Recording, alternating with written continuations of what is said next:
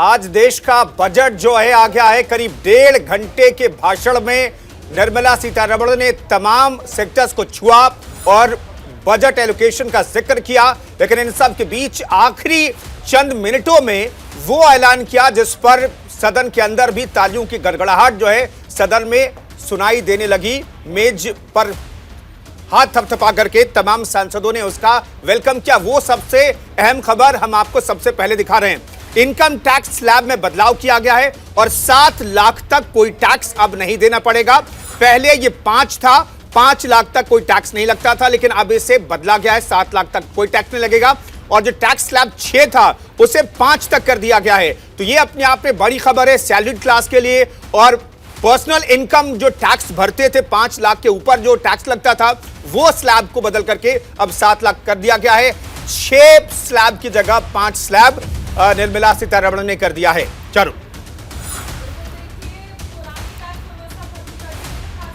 Class को एक बड़ी राहत दी गई है, लेकिन इसके अलावा अगर हम बात कर लें तो क्योंकि देखिए कुंदन, जिस तरह से रेलवे का बजट जो था बजट में मिक्स कर दिया गया था, उसमें अगर हम रेलवे की बात कर लें तो ये माना जा रहा है कि अब तक का 2014 के मुकाबले एक बड़ा बजट 9 गुना ज्यादा बजट जो है वो रेलवे को दिया गया है। अब तक का सबसे बड़ा बजट, जिसमें 2.4 लाख करोड़ रुपए जो है वो रेलवे को दिए जाएंगे। इसमें देखिए सबसे अहम चीज है कि रेलवे में लगातार हम देखते रहते वंदे भारत ट्रेन जो है उन्हें शुरू किया गया था, लेकिन उसके बावजूद कई सारी चीजें ऐसी थी जिसमें बदलाव की आवश्यकता थी।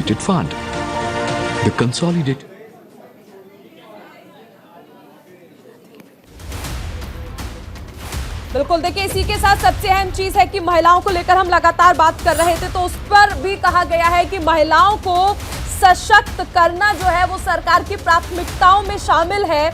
इसके साथ ही किसान जो हमने देखा था कुंदन की, जिस तरह से उन्होंने आंदोलन किया था, लंबे वक्त तक आंदोलन चला था, अब किसानों को लिए भी तमाम नए ऐलान किए गए हैं। डिजिटल इंफ्रास्ट्रक्चर देने की बात कही गई है, डिजिटल ट्रेनिंग देने की बात कही गई है, किसानों को खेती के लिए विशेष फंड देने का ऐलान भी बजट में वित्त मंत्री की ओर से किया गया। यहाँ तक कि मॉडर्न खेती सिखाने की बात भी कही गई है। तो महिलाओं के लिए भी 2 लाख का फंड अलग से 2 साल तक वो जमा कर सकेंगे और टैक्स में वो 2 लाख का छूट भी महिलाएं ले सकेंगी। तो महिलाओं के लिए अपने आप में ये पहला ये योजना इस तरह के महिलाओं के तौर पर। और देखिए जो पीएम आवास योजना है उसमें 66% तक एलोकेशन को बढ़ा दिया निर्मला सीतारमण ने। देखिए अब ये आखिरी पूर्ण बजट था, तो इस बार टैक्स पेयर्स को, मध्यम वर्ग को, जैसा कि आखिर में निर्मला सीतारमण ने कहा कि मध्य वर्गीय लोगों को इंतजार रहता है टैक्स स्लैब में छूट का। इसके साथ साथ लोअर कैटेगरी के लोगों को, जिन्हें पीएम आवास की पात्रता है, जिन्हें पीएम आवास मिलने की उम्मीद है, उनके लिए बजट एलोकेशन जो है बहुत ज्यादा बढ़ाया गया है। फिलहाल जो जानकारी उसके मुताबिक 66% तक हाइक दिया गया है बजट एलोकेशन में। यह अपने आप में बड़ी बात है। तो पीएम आवास योजना के तहत जो लोग पात्र हैं और जो लोग इंतजार कर रहे हैं कि उन्हें पीएम आवास योजना के तहत भी पक्का मकान मिलेगा, सर के ऊपर पक्की छत मिलेगी, तो उनके लिए अगला साल बहुत इंपॉर्टेंट होने वाला है।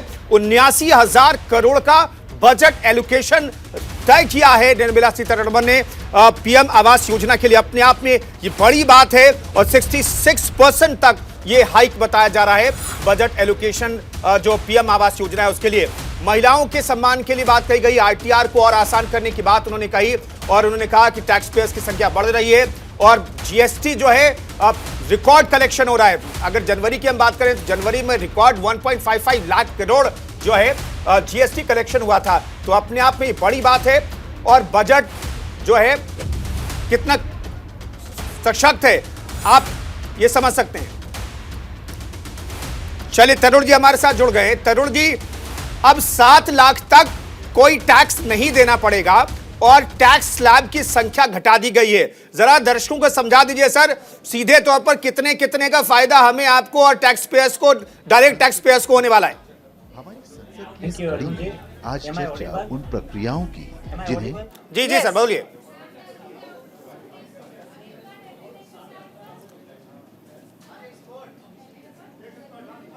तरुण जी की आवाज दीजिए। चलिए तरुण जी, आपकी आवाज नहीं मिल रही है, कुछ कनेक्शन में दिक्कत है, मैं वापस लौटता हूं आपके पास। तो ये कुछ देर पहले की तस्वीरें हम आपको दिखा रहे हैं जब निर्मला सीतारमण ने 1.5 घंटे तक बजट भाषण में तमाम सेक्टर्स में बजट एलोकेशन का जिक्र किया और आखिर में डायरेक्ट टैक्स पेयर्स जो हैं उनको लेकर के अच्छी खबर आई। 8 साल के बाद जो टैक्स स्लैब है उसमें बदलाव किया गया है और 7 लाख रुपए तक कोई टैक्स नहीं देना पड़ेगा। तरुण जी हमारे साथ जुड़ गए हैं, एक्सपर्ट हैं, तरुण जी से हम बातचीत करेंगे। तरुण जी, ये जो ऐलान किया है निर्मला सीतारमण जी ने कि 7 लाख तक कोई टैक्स नहीं और टैक्स स्लैब की संख्या 6 से घटाकर 5 कर दी गई, इसका मतलब क्या है, कितना फायदा मिल रहा है आम लोगों को? स्लैब की संख्या 5 से बढ़ाकर 7 कर दी गई है जी। और जो टैक्स जो है वो 5 लाख तक तो लगेगा नहीं, 5 to 7 लाख भी, लेडीज जो 2 लाख तक का भी महिला सम्मान सेविंग सर्टिफिकेट में 2 साल तक डाल सकेगी। So this is a very very big boost for the ladies tax payers and it will go a long way in recognizing the ladies as the equal partners in the national building. Apart from that, at the highest level also, the surcharge has been reduced from 37% to 25%. This will be a big boost to the corporates also and to the HNIs also. So this will be encouraging the manufacturing and all-round activities in the country.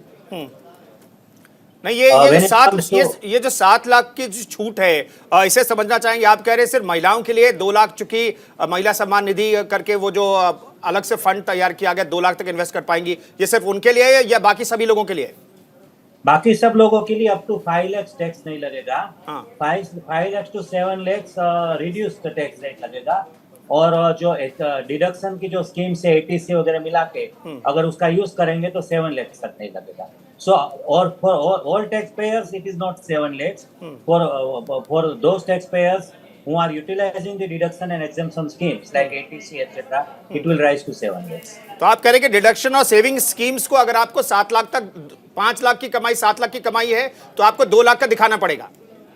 Yes तब आपको कोई tax नहीं लगेगा, otherwise आपको tax देना पड़ेगा। नहीं लगेगा। और सैलरी पर्सन्स को एडिशनल बेनिफिट है, जो स्टैंडर्ड डिडक्शन का भी इंक्रीज किया गया है, पेंशनर्स को भी एडिशनल बेनिफिट है। सैलरी क्लास के लिए क्या डिडक्शन सर, जल्दी समझा दीजिए। सैलरी क्लास को जो स्टैंडर्ड डिडक्शन है उसकी लिमिट एनहेंस की गई है, पेंशनर्स भी उसमें आ जाएंगे और अगर सैलरी क्लास में महिला आती है तो ये सब बेनिफिट मिला के उनका 8 लाख से भी ऊपर चला जाएगा बेनिफिट, जो नो टैक्स रेजिम में आ जाएगा। प्लस फाइनेंस मिनिस्टर ने अनाउंस किया है कि old scheme of taxation as well as new scheme will continue. So जिनका सेविंग्स वगैरह नहीं होगा उनको ओल्ड स्कीम में जाके वहां भी बेनिफिट ले पाएंगे। ठीक है तरुण जी, बाकी सेक्टर्स के लिए इनडायरेक्ट टैक्सेस की बात करें तो उसमें भी बहुत सारे बदलाव किए गए हैं, इससे क्या इम्पैक्ट पड़ेगा?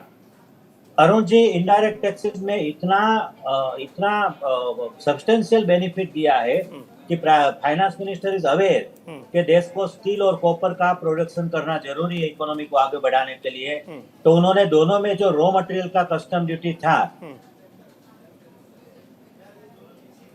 स्टील और कॉपर सेक्टर जैसा एक्सपोर्ट का भी हमारा जो कॉम्पिटिटिवनेस बढ़ेगा और जो यूएस और यूके में रिसेशन जो आने की तैयारी है, चाइना की वजह से जो भाव बढ़ने वाले हैं, सबका केयर ये स्टील और कॉपर का हमारा कॉम्पिटिटिव प्रोडक्शन से आ जाएगा। तरुण जी, टैक्स स्लैब में जो बदलाव किया गया है उसे अगर आप समझा पाएं, जैसे 7 तक फ्री है, फिर 3 से 6 भी है, 6 से 9 भी है, आखिर इसे किस तरह से देखा जाए, किस तरह से समझाएंगे? मैं एग्जैक्ट टैक्स स्लैब सुन नहीं सका, लेकिन अभी तक जो हमारे टैक्स स्लैब थे 2,50,000 से 5 लाख, 5 लाख से 7,50,000, 7.5 से 10 से 20, ये जो स्लैब रेट है उसको अभी उन्होंने पहला जो 2.5 तक था उसका 3 कर दिया, 0 to 3 कर दिया। दूसरा 2.5 से 5 था उसको 6 to 9 लाख कर दिया। This is a very major benefit, क्योंकि 2.5 से जो 5 था वो 6 to 9 में आ गया था। बाद में नेक्स्ट स्लैब कर दिया 9 lakh to 12 lakh, next slab कर दिया 12 lakh to 15 lakh and 15 lakh to 20 lakh. So इससे क्या हो गया कि अप टू 20 लाख अगर मैं 2 लाख ज्यादा कमाता हूं तो मेरा टैक्स खाली 2 लाख के ऊपर ही बढ़ेगा, क्योंकि मार्जिनल रिलीफ हर जगह मुझे मिलेगी। तो ये जो 5 to 7 किया उसमें मिडिल क्लास को जाइजेंटिक बेनिफिट्स मिल रहे हैं। सर, ये 3 लाख तक जो निल है, मैं बार बार सैल्यूट क्लास की बात कर रहा हूं, ये 3 लाख तक जो निल है और इसके बाद 7 लाख तक आपको टैक्स नहीं देना है, इसका टेक्निकल टर्म क्या है सर? अरुण जी, उस पे ऐसा है कि जैसे 3 लाख तक टैक्स नहीं है जी, उसके बाद में up to 2 lakhs rupees I can, if I am a lady, then I can save in Mahila Sanman saving certificate. Another up to 2 lakhs I can take the benefits of ATC, etc. बिल्कुल बिल्कुल ATD, etc. Ji And and then further, if I am a salary person, then I will be further eligible for the standard deduction. So up to 3 lakhs, everybody is covered. Ji Up from 3 lakhs onwards, it depends upon how many tax saving schemes I am utilizing to my benefits.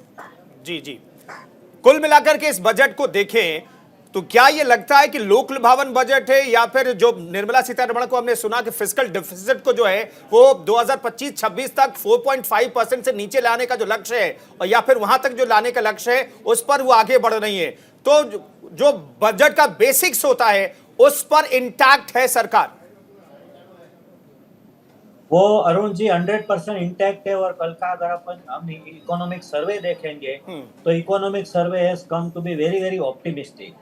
तो इसके अंदर एक ही खाली reservation है कि इसके अंदर assumption किया गया है कि इन्फ्लेशन रेट मॉडरेट होगा। तो इन्फ्लेशन रेट मॉडरेट होगा, उसके काफी कारण भी है क्योंकि यूएस और यूके में रिसेशन आ रहा है, इसलिए इन्फ्लेशन रेट मॉडरेट इसलिए होगा कि ऑयल बिल इतना बढ़ेगा नहीं जो लास्ट ईयर में बढ़ा था। Subject to inflation rate reservation, the economic survey has come to be very powerful और इसलिए हमारा जीडीपी भी बढ़ेगा। जब हमारी इनकम बढ़ेगी और हमारा सामने एक्सपेंडिचर भी बढ़ रहा है तो हमारी जो डेफिसिट है जो है डेफिसिट फाइनेंसिंग की इतनी हमें जरूरत नहीं पड़ेगी।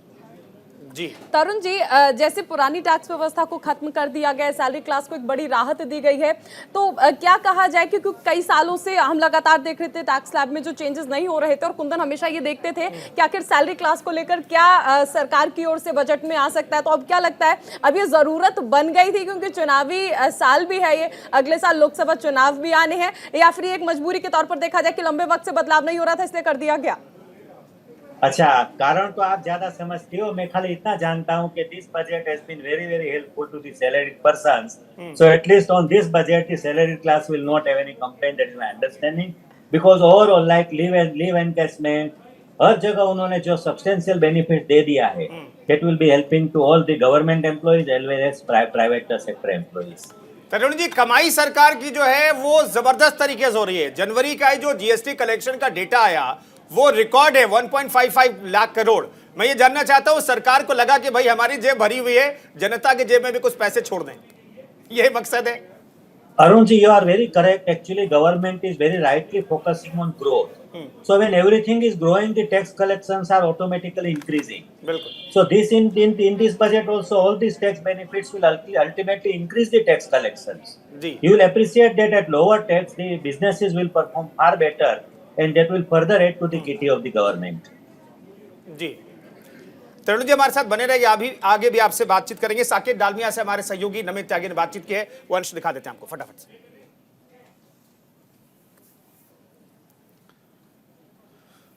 सरकार ने साल 2023 और 24 का आम बजट पेश कर दिया है, जिसमें सबसे बड़ी राहत मिडिल क्लास को दी गई है। इनकम टैक्स की स्लैब को अब 5 लाख से बढ़ाकर 7 लाख कर दिया गया। बातचीत के लिए पीएचडी चैम्बर के अध्यक्ष साकेत डालमिया जी हैं। साकेत जी, जिस चीज़ की बात हम कल कर रहे थे कि इनकम टैक्स में क्या बदलाव होगा, वो राहत तो दे दी है, इसके अलावा और क्या कुछ खास रहा बजट? तो अगर हम जैसे पहले बात कर रहे थे कि हमारी सरकार से 2 ही मांगे थी, एक कि सरकार ज़्यादा खर्चा करे, तो वो खुले आ करके सामने 33% उन्होंने अपना बजट बढ़ाया। वो सबसे इम्पॉर्टेंट चीज़ था क्योंकि end of the day demand create करने के लिए और इंफ्रास्ट्रक्चर बनाने के लिए सरकार को खर्चा करना ज़रूरी था। सो वो एक बहुत बढ़िया पॉजिटिव है। दूसरी चीज़ हम डिस्कस कर रहे थे और हमारी सबसे बड़ी मांग थी कि भाई आम आदमी जो है, सैलरीड क्लास है, उसके हाथ में पैसा और दिया जाए, और जो कम्युनिटी कमा चुका है पैसा या कमा रहा है उसको भी बहुत ज़्यादा पीनलाइज ना किया जाए। तो टॉप लेवल में अगर आप देखें तो उन्होंने पीक रेट को घटाया है, और बॉटम में देखें तो राइट फ्रॉम द बिगनिंग जो शुरुआत से वहाँ से उनके हाथ में थोड़ा थोड़ा और पैसा देते गई हैं। 35-40 हज़ार करोड़ रुपया का टैक्स फॉरगो करना फॉर द कॉमन मैन बहुत बड़ी चीज़ है। तो मेरे हिसाब से ये बजट बहुत बढ़िया रहा। रेलवे की बात करें, रेलवे को भी 2 लाख से ज़्यादा करोड़ रुपए की जो सौगात है वो दी गई है। इसके अलावा 100 जो नई परियोजनाएं हैं उनको भी शुरू किया जाएगा। तो अगर आप देखें कि तो सरकार क्या चाह रही है कि इंडिया एनर्जी कंप्लायंट भी बने। उन्होंने क्या बोला है कि भाई क्लाइमेट न्यूट्रल रहना, अपने को इम्प्रूव करना है। तो जो प्राइवेट कंपनियां उनको बोला है कि भाई अगर आप ग्रीन एनर्जी की तरफ जाते हैं तो हम आपको सब्सिडी देंगे, आपको मौका देंगे इम्प्रूव करने के लिए। और स्टार्टअप को भी अगर आप देखिए तो उन्होंने प्रोत्साहित किया है कि भाई 7 के वजह 10 साल तक आप लॉसेस भी अगर आप करते हैं तो हम आपको टैक्स बेनिफिट आगे देंगे। पूरा बजट आपने देखा, एमएसएमई सेक्टर को भी काफ़ी कुछ सरकार ने दिया। तो एमएसएमई को भी उन्होंने बहुत तरीके से सपोर्ट करने का और फर्दर फाइनेंस करने का 2 लाख करोड़ रुपए एलोकेशन किया है। सो हर तरीके से मेरे हिसाब से हर सेगमेंट ऑफ बिजनेस को भी और प्राइवेट को भी और गवर्नमेंट को भी गवर्नमेंट ने पुश दिया है। इसके अलावा जिस तरीके से कोविड की महामारी से देश गुजरा, उसमें भी हेल्थ सेक्टर पे भी ध्यान दिया गया। 157 नए नर्सिंग कॉलेजों को खोलने की बात की गई। बिल्कुल, तो मेरे हिसाब से जैसे अपने डिस्कस कर रहे थे कि गवर्नमेंट बहुत ध्यान से सुनी है हर सेक्टर को और हर सेक्टर के लिए बजट ने कैप्चर किया है। और हेल्थ सबसे बड़ा काम है, हेल्थ है तो जान है और जान है तो जहान है। किसानों के लिए क्या मिला इस? किसान के लिए जैसे आपने देखा है कि राइट फ्रॉम सारे रूरल एग्रीकल्चर के अंदर बहुत बड़ा इन्वेस्टमेंट करने का सरकार ने पुश किया है। वहाँ पर एग्रीकल्चर, वहाँ पर एजुकेशन, वहाँ पर प्रोडक्टिविटी, यील्ड इम्प्रूव करने के लिए तरह तरह इनिशिएटिव लिए गए। सर आखिरी सवाल होगा, क्योंकि आत्मनिर्भर भारत की बात लगातार मोदी सरकार करती है, जिसमें जो व्यापारी होते हैं, जो छोटा रोजगार अपना शुरू करते हैं, उनके लिए क्या कुछ मिला इस बजट से? तो देखिए, जो रोजगार होता है उसको रोजगारी चाहिए। तो पैसा अगर सरकार खर्चेगी इकोनॉमी में, नया इंस्टीट्यूट में, कोऑपरेटिव में और बिजनेस को, आम आदमी को पैसा देगी खर्चने के लिए, तो हर तरीके से आम आदमी बेनिफिट करेगा। तो आप कितने नंबर देंगे 10 में से इस बजट को? मैं 8 नंबर दूंगा। तो बिल्कुल आज आम बजट पेश हो गया है और सीधे तौर पर साकेत डालमिया ने कहा कि जिस सेक्टर में जिसको जितना चाहिए था सरकार ने उतना दिया है। हालांकि ये सबसे बड़ा सवाल है कि जिस चीज़ पर हम चर्चा कर रहे थे कि 9 साल से मिडिल क्लास के हाथ खाली थे, आज वो हाथ भरे और इनकम टैक्स के स्लैब को सरकार ने आखिरकार बदला और 5 लाख से लिमिट को बढ़ाकर अब 7 लाख कर दिया गया। तो सीधे तौर पर कह सकते हैं कि ये बजट आम जनता के सपनों का बजट है। अब ये साकार कितना होता है ये भविष्य बताएगा। कैमरा पर्सन उपेंद्र के साथ नमित त्यागी, न्यूज़ इंडिया, दिल्ली।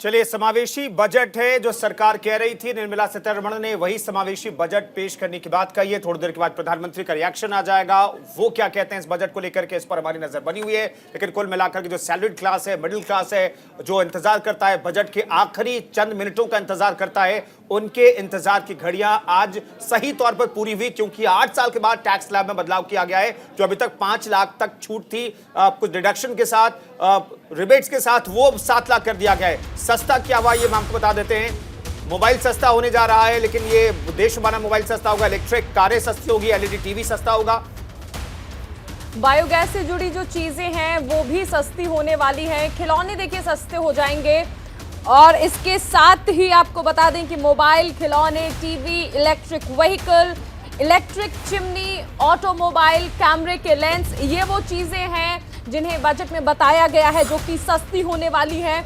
वहीं इसके साथ कई चीजें ऐसी भी हैं जो महंगी होंगी, वो भी आपको बताएंगे। फिलहाल आपको टीवी स्क्रीन पर दिखाया जा रहा है कि क्या क्या चीजें ऐसी हैं जो सस्ती होने वाली हैं। हालांकि अगर हम महंगों की बात कर ले तो ज्वेलरी बनवाना महिलाओं के लिए, ये देखिए कुंदन, एक महिला हमेशा चाहती है कि ज्वेलरी उसके पास हो, लेकिन सोना, चांदी और प्लैटिनम तीनों को महंगा कर दिया गया है। यानी एक महिला वित्त मंत्री ने महिलाओं का दिल जरूर तोड़ दिया है गहनों के मामले में। बिल्कुल, एक्साइज ड्यूटी दरअसल बढ़ाई गई है इसमें, तो इसलिए ये इम्पैक्ट हो रहा है। लेकिन आप देखिए, डिजिटल लाइब्रेरी बनाने की बात की गई युवाओं और बच्चों के लिए, ये एक अच्छी खबर है। दूसरी तरफ जो कृषि सेक्टर है, एग्रीकल्चर सेक्टर है, उस पर ध्यान दिया गया है। जो एग्रीकल्चर सेक्टर में जो कर्ज की छूट थी उसे बड़ा बरकरार रखा गया है और 20 लाख करोड़ रुपए का ऋण का लक्ष्य रखा गया है। यानी कि एग्रीकल्चर सेक्टर में 20 लाख करोड़ के ऋण का लक्ष्य रखा गया है, यानी कि कर्ज की कोई कमी कृषि क्षेत्र में नहीं होगी। और भाषण की शुरुआत में निर्मला सीतारमण ने कहा है कि मोटे अनाजों की खेती के लिए किसानों को ट्रेनिंग दी जाएगी। किसान को प्रोत्साहित किया जाएगा कि मोटे अनाज की आप खेती कीजिए ताकि आपकी कमाई हो। सीधे तौर पर ये कृषि सेक्टर के लिए, एग्रीकल्चर सेक्टर के लिए बहुत बड़ी बातें हैं। तरुण जी हमारे साथ बने हुए हैं। तरुण जी, बेसिक्स जो है बजट का, वो आप कह रहे हैं कि इंटैक्ट है सरकार। लोक लुभावन बजट तो आप इसे नहीं कहेंगे, क्योंकि बेसिक्स जो है बजट का, और मैंने फिर से आपसे सवाल पूछना चाहता हूं, जो फिस्कल डिफिसिट है 4.5 की तरफ हम बढ़ रहे हैं, ये एक बार फिर से इसका जिक्र किया है निर्मला सीतारमण ने। अरुण जी, फिस्कल डेफिसिट का जो एरिथमेटिक इस प्रकार से समझ में आ रहा है कि इकोनॉमिक सर्वे में the government has announced in very correctly that we are already recovered from the pandemic. जी, सो पैंडेमिक की वजह से जो रूरल से अर्बन में लोग आए, जिसका स्पेंडिंग बढ़ा, वो सब अकाउंट कर लिया गया।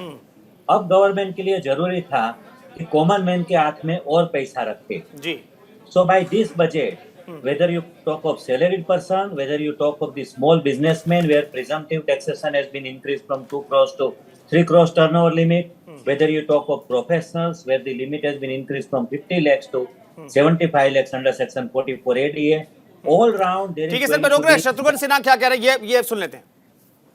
लोगों के लिए किया गया है। बाकी डीजल पे कुछ नहीं बात हुई है, पेट्रोल पे कुछ नहीं बात हुई है, अमृतकाल महोत्सव की बात की, उस पे आपने बहुत सारे अनएम्प्लॉयमेंट की बात नहीं, उनके लिए कैसे सोर्सेज होंगे, कैसे करेंगे।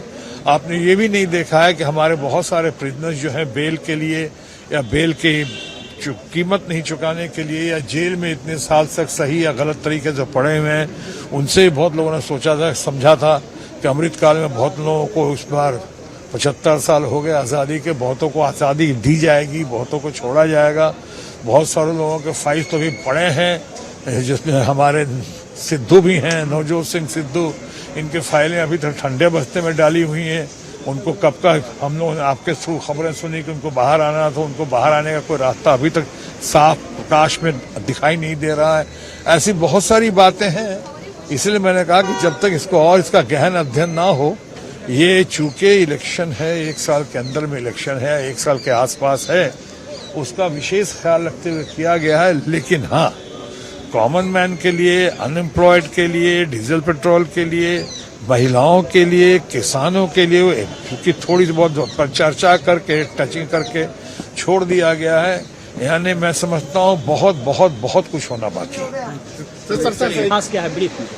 इस सबसे जो भी हमारे सैलरीड लोग हैं, जो पैसे मेहनत से कमाने वाले हैं, उन सबों को टैक्स का जो सुविधा मिला है, उसके कारण से आम आदमी को, मध्यम वर्ग को, सभी को बहुत लाभ होगा। उससे भी बड़ा जो एमएसएमई सेक्टर्स में जो फायदे दिए गए हैं और ओवरऑल टैक्स को घटाया गया है, इससे ज्यादा पैसे आएंगे। और खास करके जो कोऑपरेटिव सेक्टर है, उसमें जो अब टैक्स रिलीफ और उन सबको अलग से जो सुविधाएं दी गई हैं, उसके कारण हमारे किसानों को भी लाभ होगा और सभी मध्यम दर पहला बार है कि आम आदमी से लेकर खास आदमी तक सभी को टैक्स में छूट दी गई है। बजट में खास यही है, वो इलेक्शन के लिए इनकम टैक्स का रिलीफ मिला है, बाकी कुछ नहीं है। अभी चुनाव को सामने रखते हुए दूर है मिडिल क्लास इन सारे सरकार से, तो उसको थोड़ा प्रलोभन दिया है। तो हमारा भाई इनकम टैक्स का स्लैब बढ़ा दिया है। बजट है और क्या, मिडिल क्लास को भी मदद है, सबको हर तरफ से कोई ना कुछ दिया गया है। उम्मीद है कि इलेक्शन होंगे। मैं कहूँगा मुबारक हो इसको। 1.5 घंटा हमने अच्छी तरह से सुना और अब हम इस पे बात करेंगे जब मौका आए। अमित त्यागी जुड़ रहे हैं, जिनके साथ हैं पल्लवी ढिंडोरिया जी, जो कि को डायरेक्टर हैं टैक्स कमेटी की। नमित, आप सवाल कर सकते हैं। एक सवाल ये भी है कि आईटीआर को देखिए और आसान बना दिया गया है। ऐसे में ये समझने की जरूरत है कि क्या जिस तरह सरकार लगातार कहती है कि टैक्स भरना हर नागरिक की जिम्मेदारी है, क्या इस जिम्मेदारी को और आसान कर दिया गया है, ये मान लिया जाए?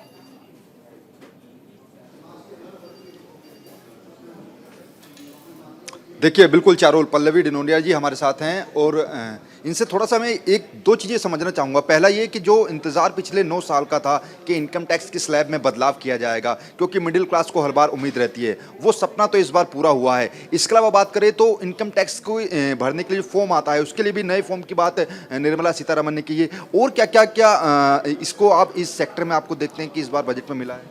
तो नमित जी, थैंक यू। इस बजट में निर्मला जी ने बहुत बेनिफिट दिया है मिडिल क्लास को, जो आप बिल्कुल सही कह रहे हैं। 9 साल के बाद, और वो भी 2 लाख रुपए की छूट, ये कोई छोटी बात नहीं है।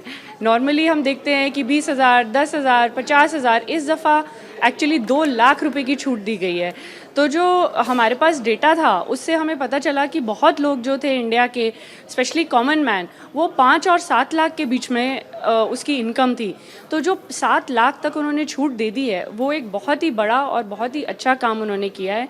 इनकम टैक्स रिटर्न्स बहुत सिंप्लीफाई हो गई हैं, जो सैलरीड एम्प्लॉयज़ थे उनके लिए बहुत बहुत सिंपल हो गई हैं। अब वो ऑनलाइन जाके अपनी रिटर्न्स खुद भर सकता है, उसके रिफंड्स ऑलमोस्ट 2 या 3 दिन में आ जाते हैं। तो बहुत चीज़ें गवर्नमेंट ने की हैं थ्रू द डिजिटलाइजेशन, जहाँ पे कॉमन मैन के लिए बहुत ईज़ हो गई है पैसा कमा के टैक्स देना और उस टैक्स से जो रिफंड बनता है उसको वापस लेना टैक्स डिपार्टमेंट से। डीजी लॉकर की भी बात की गई है कि उसकी संख्या को भी बढ़ाया जाए। जी बिल्कुल। बहुत आपने देखा है कि बैंकिंग फ्रॉड्स और इलेक्ट्रॉनिक फ्रॉड्स हो रहे हैं आजकल। तो जहां गवर्नमेंट ने अपनी तरफ से एक इनिशिएटिव लिया है थ्रू डिजी लॉकर, जहां पे आपके डॉक्यूमेंट सिक्योर रहेंगे, वैसे ही आपने देखा था जब हमारे कोविड सर्टिफिकेट्स आए थे, हमारे QR कोड से आप कहीं पे भी वर्ल्ड में अपना कोविड सर्टिफिकेट स्कैन कर सकते थे, वैसे ही ये डिजी लॉकर की तरफ से जो गवर्नमेंट ने पहल की कहा है, जा जहाँ पे सकता है आपके कि कुल मिलाकर बहुत कुछ रहा है इस बजट में और सरकार ने हर वर्ग को छूने की कोशिश की है। बहुत शुक्रिया हमें जुड़ने के लिए। तरुण जी, आपका भी बहुत शुक्रिया।